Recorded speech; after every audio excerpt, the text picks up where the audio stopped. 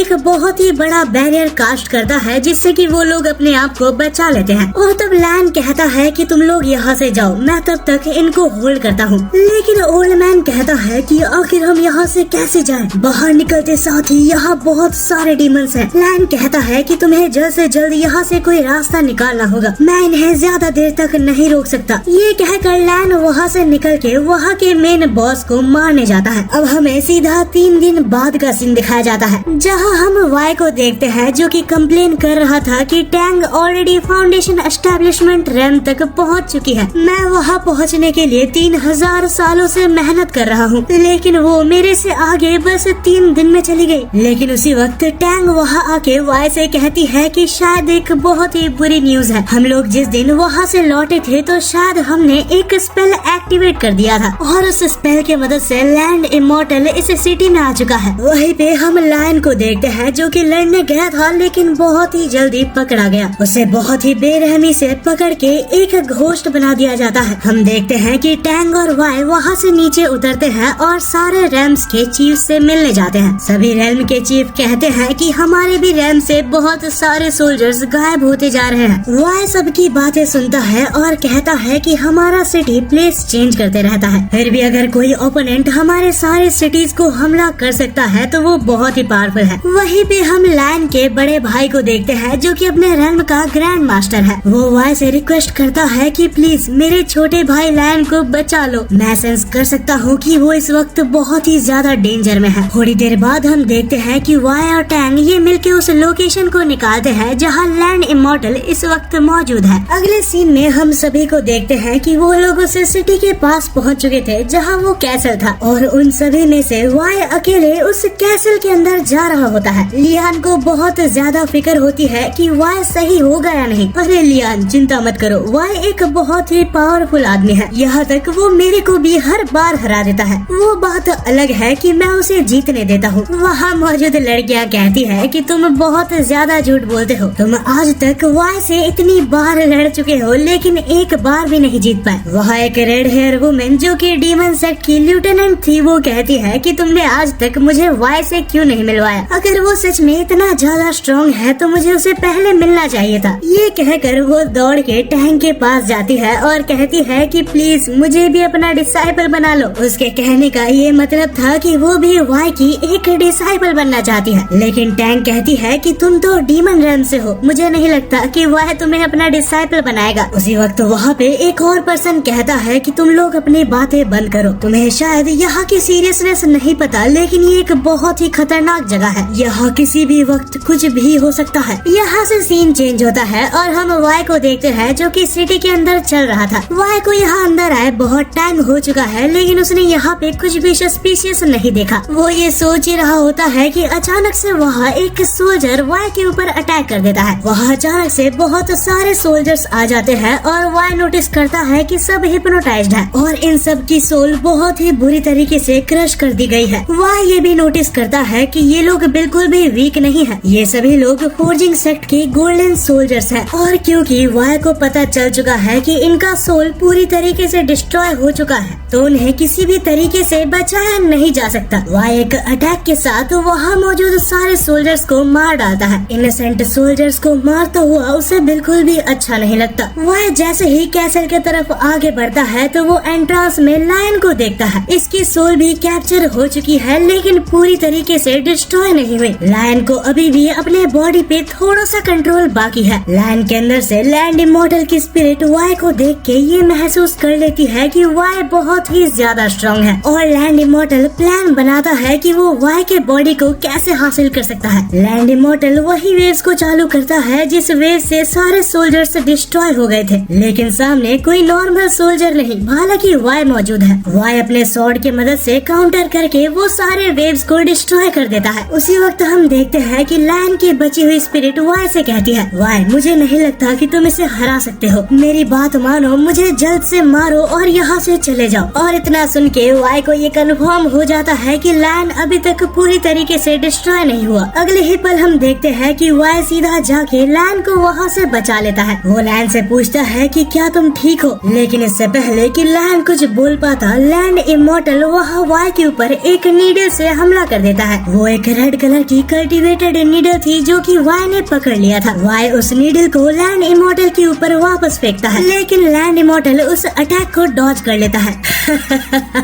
मुझे नहीं लगा था इतने सालों बाद भी मॉडल वर्ल्ड में तुम्हारे जैसा कोई स्ट्रॉन्ग पर्सन होगा जो कि इतना पावरफुल हो कि वो मुझसे लड़ पाए। ये कहकर लैंड इमॉर्टल वाई के ऊपर एक खतरनाक हमला करता है, लेकिन वाई उस अटैक को डिफ्लेक्ट करके वापस लैंड इमॉर्टल के ऊपर भेज देता है और वो अटैक लैंड इमॉर्टल को लग भी जाती है। ओह, मुझे नहीं लगा था कि तुम इतने पावरफुल होगे। मुझे एक बात बताओ, एक रिफाइंड रेलम का पर्सन इतना ज्यादा स्ट्रॉन्ग कैसे हो सकता है? छोड़ो, जाने दो, वैसे भी आज के बाद तुम यहाँ से नहीं बचने वाले। बस वेट करो, एक बार मेरी डायनेस्टी रिवाइव हो जाए तो उसके बाद तुम भी कुछ नहीं। ये कहकर लैंड इमॉर्टल वहाँ एक मैजिक करके वहाँ से वैनिश हो जाता है, लेकिन उसके गायब होने से पहले वाई ने अपना स्वॉर्ड वहाँ पे पिन कर दिया था। थोड़ी देर बाद हम देखते हैं कि वाई वापस सभी के पास आ जाता है, लेकिन इससे पहले कि कोई कुछ सवाल कर पाता, टैंग उसके पास जाके वाई को एक जोर का थप्पड़ मारती है, जो देखकर वहाँ सभी लोग बहुत ही ज्यादा हैरान हो जाते हैं। तब टैंग कहती है कि चिंता मत करो, मैंने ये जानबूझ के किया है, वरना हमें कैसे पता चलता कि वाई अपने कंट्रोल में है। तब वाई लियोन से कहता है कि मैं तुम्हारे छोटे भाई को आज नहीं बचा पाया, लेकिन चिंता मत करो, वो अभी तक अपने कॉन्शियसनेस में है। वाई के मुंह से ये सुनने के बाद लियोन को चैन की सांस आती है। यहाँ से सीन चेंज होता है और हम लायन को देखते हैं जो कि बंधा हुआ था। लायन बार बार लैंड इमॉर्टल से कहता है कि मुझे जाने दो, लेकिन लैंड इमॉर्टल कहता है कि अगर तुम चले गए तो वाई मेरे कब्जे में नहीं आएगा। लैंड इमॉर्टल का प्लान ये होता है कि वो स्ट्रॉन्ग मॉर्टल्स को अपने कब्जे में कर सके, लेकिन ये सुन के लैंड कहता है कि तुम वाई को कभी भी नहीं हरा सकते। लेकिन ये सुन के लैंड इमॉर्टल बहुत ही ज्यादा गुस्सा हो जाता है और वो अपने नाइफ को सीधा लैंड के ऊपर फेंक के मारता है। वहीं पे हम देखते हैं कि उसके बड़े भाई को अचानक से दर्द होने लगता है। वो अपने छोटे भाई लैंड का बदला महसूस कर सकता था। हम ये भी देखते हैं कि वो फोर्ज सेक्शन में कुछ बना रहा होता है। यहाँ से सीन चेंज होता है और हम संग लियू को देखते हैं जो कि बीमार होने का एक नाटक कर रहा था। लियान वहाँ आता है और उससे उसका हाल चाल पूछता है और लू भी यहाँ नाटक करते हुए कहता है कि मुझे माफ करना, मेरी वजह से तुम्हारा छोटा भाई पकड़ा गया। तभी लियान वहाँ पे टैंग और जिनयाओ को बुलाता है। ये दोनों दोनों यहाँ लू की ख्याल रखने आए थे और लिन याओ के पास यहाँ पे एक सिरप था जो कि बहुत ही ज्यादा मैजिकल था, जो कि वो जबरदस्ती लू को पिला देती है। तभी हम देखते हैं कि लियान वहाँ पे वाई पे बदल जाता है। एक्चुअली ये वाई था जो कि लियान का रूप लेके आया था। वाई को ऑलरेडी पता था कि ये एक फेक ल्यू है। सिरप को खाने के बाद ल्यू सब कुछ भूल जाता है और उन सभी का आंसर देने लगता है। वो ये कहता है कि मैं भी लैंड इमोर्टल के द्वारा कंट्रोल हो रहा हूँ। वाई तब पूछता है कि अगर कोई लैंड इमोर्टल के द्वारा कब्जे में है तो क्या वो वापस आ सकता है। ल्यू कहता है कि ये इम्पॉसिबल है। एक बार लैंड इमोर्टल के द्वारा कंट्रोल होने पे कोई भी वापस नहीं आ सकता। वो ये भी कहता है कि लैंड इमोर्टल का एक ही मकसद है, यहाँ के प्रिंस को मारना और चेंग डायनेस्टी को रिवाइव करना। एक बार अगर चेंग डायनेस्टी रिवाइव हो जाती है तो बहुत बड़ी मुसीबत आने वाली है। यहाँ से सीन चेंज होता है और हम लैंड इमोर्टल को देखते हैं जिसके पास एक स्कल था। ये स्कल किसी और की नहीं, विजडम डायनेस्टी की किंग की स्कल होती है। वो स्कल अभी तक जिंदा थी क्योंकि लैंड इमोर्टल को उससे कोई काम था। हम देखते हैं कि वो स्कल लैंड इमोर्टल से कहता है कि तुम बहुत बुरी मौत मरोगे।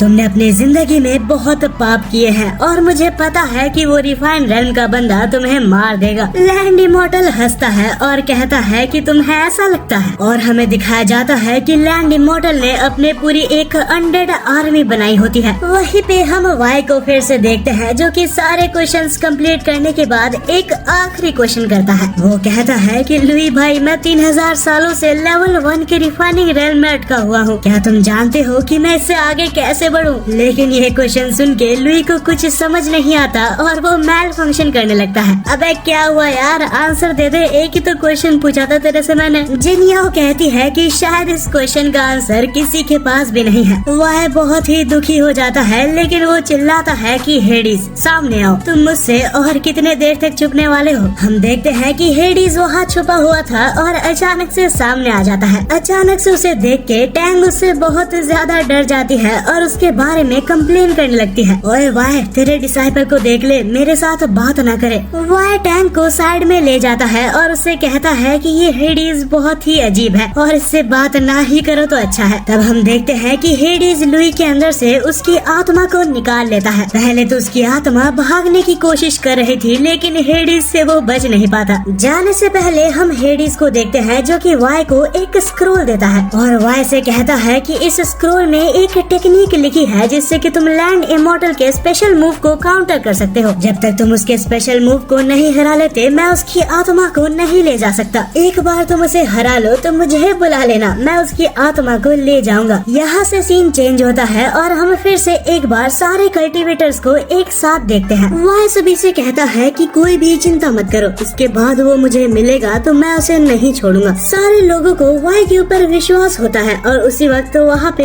एक आदमी कहता है, मुझे लैंड इमोर्टल के बारे में कुछ इन्फॉर्मेशन मिली है। वो कहता है कि लैंड इमोर्टल का कैसल हर 3 दिन में एक बार अपीयर होता है और अभी तक लैंड इमोर्टल ने करीब 6 लाख लोगों को मार दिया है। अब उन्हें ये पता करना है कि 3 दिन बाद लैंड इमोर्टल का कैसल कौन से सिटी में आएगा। वह सभी से कहता है कि चिंता करने की कोई जरूरत नहीं। वो सभी को एक काउंटर फॉर्मेशन का स्क्रोल देता है जिससे वो कहता है कि सभी को कैसे लड़ना है। वो कहता है कि तुम सारे सोल्जर्स को संभालना और लैंड इमोर्टल को मैं देखूंगा। लेकिन वाई, तुम लैंड इमोर्टल को हरा तो लोगे ना? वो एक बहुत ही स्ट्रॉन्ग इमोर्टल है। देखो, अगर मैं हार गया तो तुम में से उसे कोई भी नहीं हरा पाएगा। ये सुन के वहाँ सारे ग्रैंड मास्टर और लेफ्टिनेंट्स एग्री करते हैं। तब वहाँ एक सोल्जर कहता है कि वो सब तो ठीक है, लेकिन हम कैसे जानेंगे कि कैसल कहाँ पे आएगा? वह कहता है कि मेरे रहते हुए तुम्हें कोई चिंता करने की जरूरत नहीं। वहाँ से आने से पहले मैंने कैसल में मेरा स्वॉर्ड को गाड़ दिया था, जिससे मैं अपने स्वॉर्ड को सेंस करके पता लगा सकता हूँ कि वो सिटी कहाँ पे है। तभी मिस ज़ोई पूछती है कि क्या कियान रिन बच सकता है, लेकिन वह कहता है कि कियान रिन को बचाना बहुत ही मुश्किल है। तभी हम देखते हैं कि एंट्रांस में अचानक से एक रेड हेयर बंदा आता है। उसके पूरे बॉडी में एक आर्मर लगा हुआ था और ये पर्सन कोई और नहीं कियान लियान है। वो कहता है कि मैं भी अपने छोटे भाई को बचाने के लिए मदद करना चाहता हूँ। अब हमें उस दिन का सीन दिखाया जाता है जब सिटी अपीयर होने ही वाला था। वाई हर जगह पोस्टर्स लगा रहा होता है कि कोई भी घर से बाहर ना आए, क्योंकि उसके हिसाब से आज सिटी अपीयर होने वाला है सैंक्चुअन किंगडम में। कुछ ही देर बाद हम देखते हैं कि अचानक से ऊपर से एक बहुत ही बड़ा सिटी यहाँ अपीयर होने लगता है। वही हम सारे रेल्म के सबसे स्ट्रॉन्गेस्ट वॉरियर्स को देखते देखते हैं जो कि अटैक करने के लिए पूरी तरीके से रेडी थे। सभी लोग अपने फॉर्मेशन में थे ताकि वो लोग लैंड इमॉर्टल को हरा सके। जैसे ही कैसल नीचे आता है तो उसमें से बेल की रिंग पूरी सिटी में फैल जाती है। वहाँ मौजूद सारे कल्टिवेटर्स अपना काउंटर मेजर करते हुए उस साउंड को नलीफाई कर देते हैं। अंदर हम लैंड इमॉर्टल को देखते हैं जो कि ये देख के बहुत हैरान था कि आखिर उन्हें कैसे पता चला कि मैं कहाँ पे आऊंगा। हालांकि ऐसा नहीं है कि इससे मुझे कोई फर्क पड़ता है। अगले ही पल लैंड इमॉर्टल अपने पावर्स की मदद से सारे अनडेड को उस सिटी में छोड़ देता है। वहाँ मौजूद सारे सोल्जर्स भी अनडेड से लड़ने के लिए चले गए होते हैं। सारे रैम के कल्टिवेटर्स अपने तरीके से अनडेड्स और बाकी सारे मॉन्स्टर्स को हरा रहे थे। डीमन सेक्ट, स्वॉर्ड सेक्ट और सारे रैम से सभी लोग उस अनडेड्स को मारना चालू कर देते हैं। कुछ ही देर में अनडेड्स की गिनती बहुत ज्यादा कम हो जाती है और लैंड इमॉर्टल बहुत ज्यादा पैनिक करने लगता है और लैंड इमॉर्टल डिसाइड करता है कि उसे ही अभी बैटलफील्ड में जाना होगा। लैंड इमॉर्टल बाहर आके स्वॉर्ड सेक्ट के बहुत सारे सोल्जर्स को 1 सेकंड के अंदर मार डालता है। वहाँ हम यूजिन को देखते हैं जो कि लैंड इमॉर्टल से लड़ने के लिए जाता है, लेकिन उसकी पावर लैंड इमॉर्टल के बिल्कुल भी बराबर नहीं थी। हालांकि वो सारे सोल्जर्स से कहता है कि मैं पूरी तरीके से ठीक हूँ, तुम लोग दूसरे अनडेड के पास जाओ, मैं इसे रोक के रखता हूँ। तो तुम्हें लगता है कि तुम मुझे हरा सकते हो, तुम्हारे अंदर इतनी हिम्मत कैसे आई? ये कहकर लैंड इमॉर्टल यूजिन के ऊपर हमला करने जाता है, लेकिन उसी टाइम पे कियान लियान वहाँ के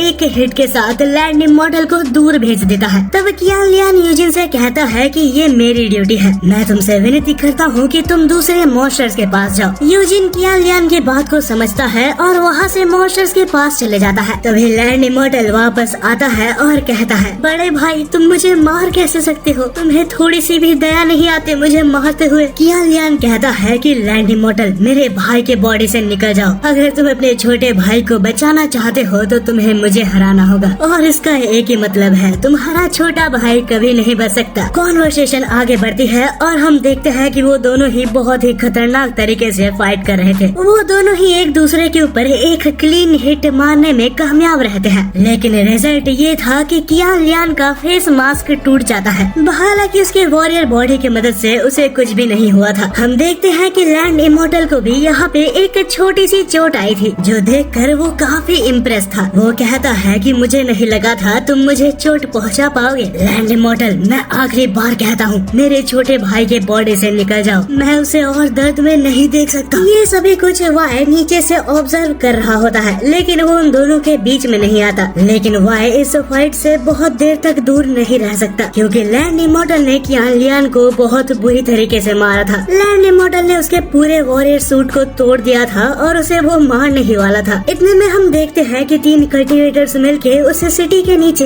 एक फॉर्मेशन बना देते हैं। वहीं पे लैंड इमॉर्टल कहता है कि क्या हुआ, तुम अपने छोटे भाई को नहीं मार सकते? कियान लियान कहता है कि नहीं, मैं तुम्हारे जैसा नहीं हूँ, अपने छोटे भाई को मारने की जगह मैं खुद मरना पसंद करूँगा। अच्छा तो ऐसी बात है, फिर तुम्हें मरना चाहिए। ये कहकर लैंड इमॉर्टल लियान को मारने ही वाला था कि लैंड इमॉर्टल की बॉडी से लैंड को होश आ जाता है और वो अपने बड़े भाई को बचाने के लिए उस स्वॉर्ड को अपने ही बॉडी के अंदर ले लेता है। ऐसा करते साथ ही लैंड इमॉर्टल की स्पिरिट लैंड के अंदर से निकल जाती है। ये देखकर कियान लियान बहुत ज्यादा दुखी हो गया था। छोटे भाई आखिर तुमने ऐसा क्यों किया? अगर आप मेरे को बचा भी लेते फिर भी मैं अपने ओरिजिनल फॉर्म में नहीं आ पाता। मेरी स्पिरिट को लैंड इमॉर्टल ने अपने पास कैद कर लिया है। आपने मुझे बचाने के लिए बहुत मेहनत की है और बड़े भाई चिंता मत कीजिए, मैं हमेशा तुम्हारे साथ रहूंगा। वहीं पे हम देखते हैं कि लैंड इमॉर्टल के स्पिरिट निकल के कियान लियान के आर्मर के अंदर चला गया था। वो कहता है कि तुम ऐसे नहीं बच सकते, मैं तुम दोनों को ही यहीं पे खत्म कर दूंगा। और जैसे ही लैंड इमॉर्टल यहाँ दोनों के ऊपर हमला करने वाला था, वो बहुत ही जोर से पीछे गिर जाता है, क्योंकि यहाँ पे हमारे हीरो की एंट्री हो चुकी है। वह कियान लियान के सामने आता है और उसे कहता है कि तुम बहुत ही अच्छे से लड़े और चिंता मत करो, तुम्हारे छोटे भाई की एसेंस अभी भी स्वॉर्ड के अंदर बंद है, यकीनन वो बाद में फिर से रीइंकार्नेट हो जाएगा। वह ये सारी बातें कियान लियान को बता ही रहा होता है कि कियान लियान उसे पीछे देखने कहता है। वह अपने स्वॉर्ड को कमांड करता है और उसका स्वॉर्ड वाई के हाथ में आ जाता है, जिससे कि टाइम पे वाई ने लैंड इमॉर्टल के अटैक को रोक लिया था। लैंड इमॉर्टल वाई को देख के बहुत ज्यादा खुश हो रहा था। फाइनली तुम यहाँ पे आ गए, मैं तुम्हारा ही इंतजार कर रहा था। तुम्हारी बॉडी बहुत ज्यादा स्ट्रॉन्ग है, मुझे तुम्हारी बॉडी पे कब्जा करना होगा। तुम बोलोगे और मैं तुम्हें अपनी बॉडी पे कब्जा करने दूंगा। तुम इतने बेवकूफ कैसे हो सकते हो? वाई अचानक से टेलीपोर्ट होके लैंड इमॉर्टल के पास आ जाता है। वाई को देख के वो उसके ऊपर बहुत सारे अटैक्स करता है, लेकिन उसका एक भी अटैक वाई को टच तक नहीं कर पाता। वाई अपने पाम में फोर्स रिफाइनिंग यूज करके वहाँ एक फोर्स पाम अटैक करता है। वाई के एक ही अटैक से लैंड इमॉर्टल का आर्मर पूरी तरीके से टूट चुका था।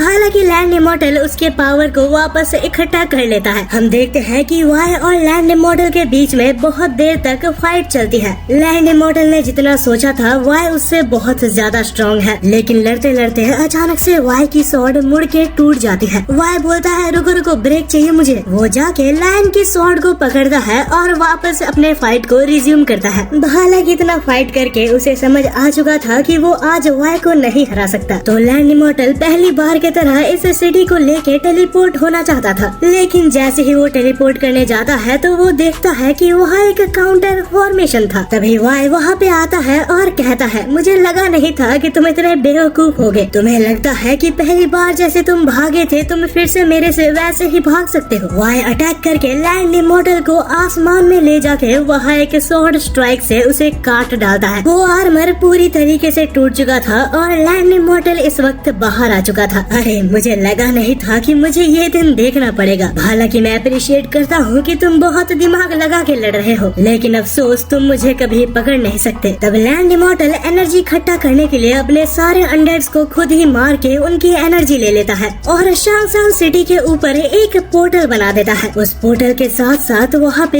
एक विजडम लैंड इमॉर्टल कैसल भी आ चुका था। लैंड इमॉर्टल कहता है कि अगर दम है तो मेरा पीछा करो और मुझे वहाँ तक मार के दिखाओ। अब सारे ग्रैंड मास्टर और कल्टिवेटर्स वहाँ पे थे। वेल आगे किसी को भी समझ नहीं आता कि आखिर उन्हें वहाँ जाना चाहिए या नहीं। वाई यूजिन से कहता है कि चुपचाप वहाँ जाके देखो कि वहाँ क्या हो रहा है, लेकिन यूजिन बहाना बनाने लगता है और कहता है कि मेरा सर दर्द कर रहा है, मुझे माफ करना, मैं नहीं जा पाऊंगा। हालांकि वाई और हम सभी को पता है कि वो कितना बड़ा नाटकबाज है। तभी उनमें से एक सोल्जर जिसका नाम रूफे था वो कहता है कि चिंता मत करो, मैं जाके देख के आता हूँ। रूफे जैसे ही ऊपर जाता है तो वहाँ से एक इलेक्ट्रिक शॉक उसके ऊपर गिरता है। वो शॉक इतना खतरनाक था कि पल भर में ही रूफे पूरी तरीके से बेहोश हो जाता है। वाई उसको पकड़ के नीचे लाता है और कहता है कि इसे हील करने ले जाओ। तभी हम वहाँ पे एक और कल्टिवेटर, या मैं स्पेसिफिक कहूँ तो ये एक मैजिशियन था। वो उस कैसल को पास जाके अच्छे से देखने लगता है और सारे कल्टिवेटर से कहता है कि ये एक बहुत ही रेयर स्पेशल स्किल है। ये विजडम कैसल एक बहुत ही रेयर चीज है जो कि टाइम स्पेस को भी मैनिपुलेट कर सकता है।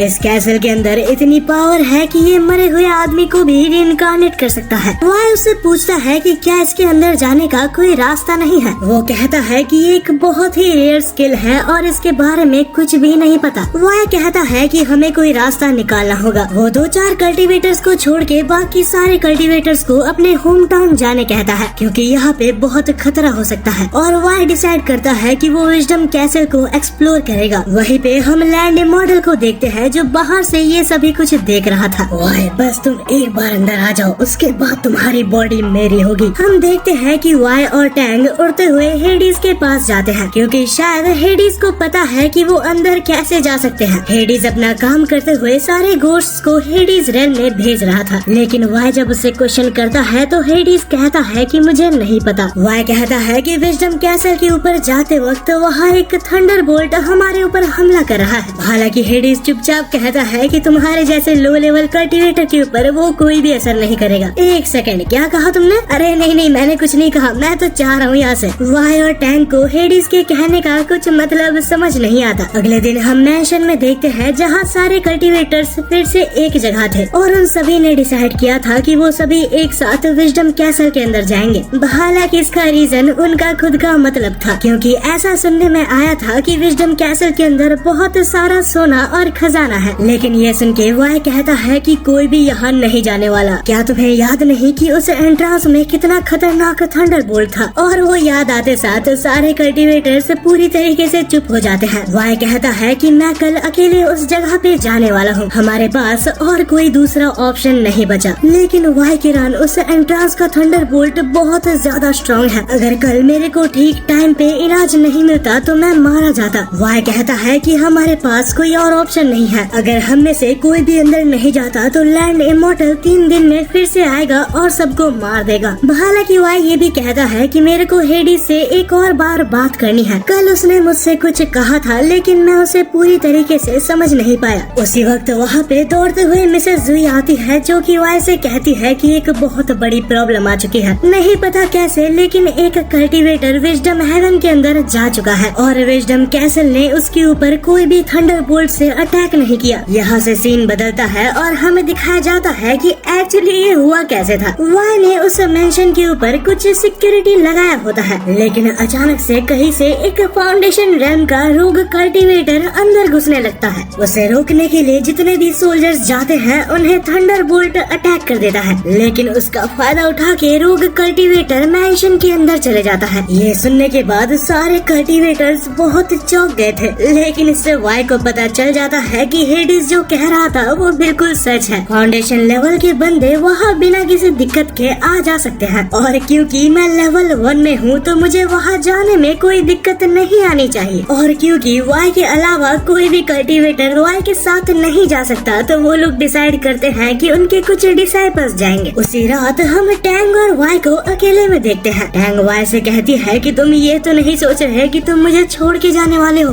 वाई कहता है कि तुम्हें ऊपर लेके जाना खतरे से कम नहीं है। तुम्हें और मुझे दोनों को पता है कि तुम्हारी ब्लड से ही ये सिटी अपीयर हुई है। अगर तुम वहाँ चली गई तो ना जाने तुम्हारे साथ क्या हो सकता है और तुम मेरी एक ही डिसाइपल हो। मैं तुम्हें खतरे में नहीं डाल सकता। टैंग कहती है कि अगर मैं आज ना लड़ी तो आखिर मेरे कल्टीवेशन करने का क्या मतलब हुआ। वाई शायद तुम्हें ध्यान नहीं होगा लेकिन वो एंशिएंट विजडम कैसल मेरे ही सिटी के ऊपर स्पॉन हुआ है और मैं अगर अपने ही लोगों को नहीं बचा सकती तो आखिर मेरे जीने का क्या मतलब हुआ। अब टैंग के इतने सारे स्टेटमेंट सुनने के बाद वाई उसे मना नहीं कर पाता। वो कहता है कि मैं तुम्हें आने दूंगा लेकिन मेरे कुछ शर्तें हैं। वाई टैंग को 3 पेपर्स या कह लो कुछ स्टिक्स देता है और कहता है कि इसके अंदर मेरी एसेंस मौजूद है। अगर तुम कभी भी खतरे में हो तो बस इसको तोड़ देना। वाई उसकी बात मान गया। ये देख के टैंग उससे बहुत ज्यादा इम्प्रेस हो गई थी। इनका बात खत्म हुआ ही था कि वहाँ पे जिनियाओ आके वाई से कहती है कि मैं भी तुम्हारे साथ जाऊंगी। अरे मैं कोई शॉपिंग नहीं जा रहा, मैं यहाँ लड़ने जा रहा हूँ।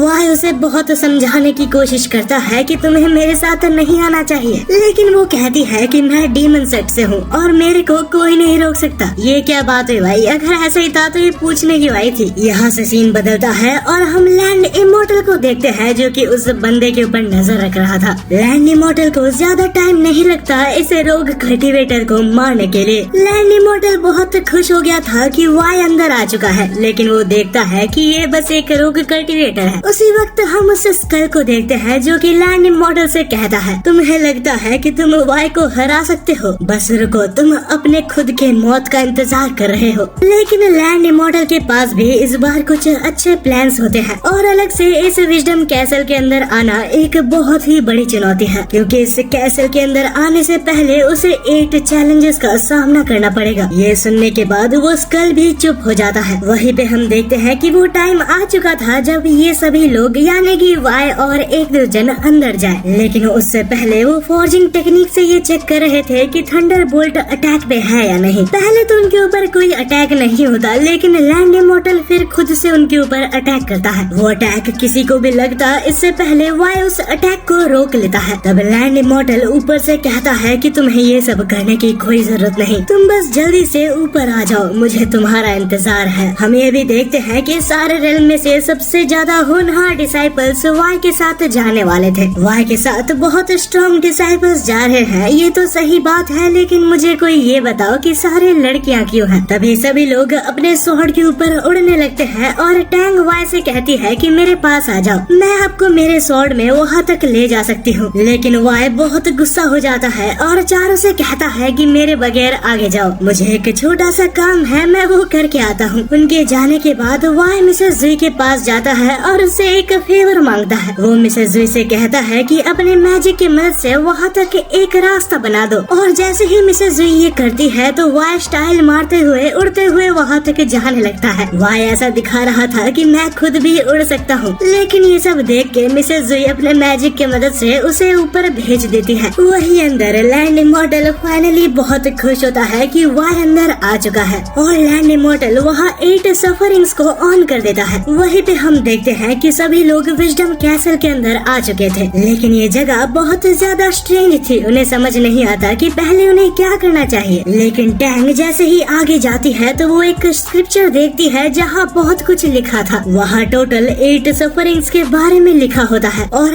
ऐसा लिखा था कि जो भी इन 8 सफरिंग्स को पार कर पाएगा वो विजडम कैसल के अंदर आ सकता है। वह इन सब को पढ़ने के बाद इन्हें इग्नोर कर देता है और कहता है कि ये सब बेकार चीजें हैं। लेकिन जैसे ही वह ऐसा कुछ कहता है तो वहाँ पे पहला सफरिंग एक्टिवेट हो जाता है। इस सफरिंग का नाम द सफरिंग ऑफ बर्थ था। वह कहता है कि अगर उधर जाने के लिए मुझे सफर करना पड़ेगा तो वही सही। ये कहकर वो सभी लोग इस पोर्टल के तरफ जाने लगते हैं। सो गाइस, आज के पार्ट के लिए इतना ही। अगर आपको ये एनीमे पसंद आ रहा है तो मुझे जरूर से कमेंट सेक्शन में बता देना, और अगर आपको इसका अगला पार्ट चाहिए तो इस वीडियो को 3 बार हाइप जरूर से कर देना, और मुझे इतना सा कमेंट सेक्शन में बता के जाना कि आप इस एनीमे को कितना रेट करोगे। मुझे पर्सनली ये एनीमे बहुत फनी और बहुत ही अच्छा लगा, तो मैं इस एनीमे को 9/10 की रेटिंग देता हूँ। और यार जल्दी से सब्सक्राइब कर दो क्योंकि हमें 100K तक जल्दी पहुँचना है। तब तक के लिए मिलते हैं यार एक और वीडियो में।